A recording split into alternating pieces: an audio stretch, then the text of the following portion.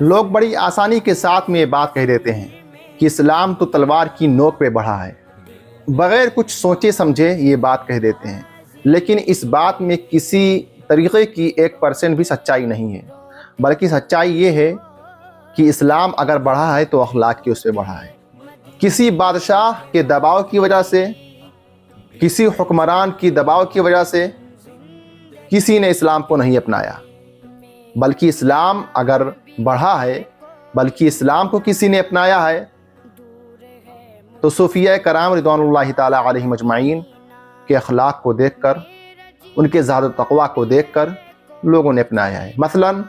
حضور سیدی و سندی سرکار خواجہ غیر نواز رضی اللہ تعالی عنہ،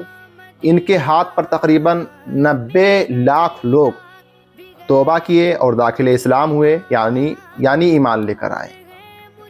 اسی طریقے سے حضور نظام الدین اولیاء اور دیگر صوفیاء کرام رضوان اللہ تعالی علیہم اجمعین ہمارے ملک ہندوستان میں آرام فرما ہے اپنے مزار اقدس میں، ان سارے صوفیاء کرام رضوان اللہ تعالی علیہم اجمعین کی وجہ سے اسلام بڑھا ہے، نہ کہ کسی بادشاہ کے دباؤ کی وجہ سے،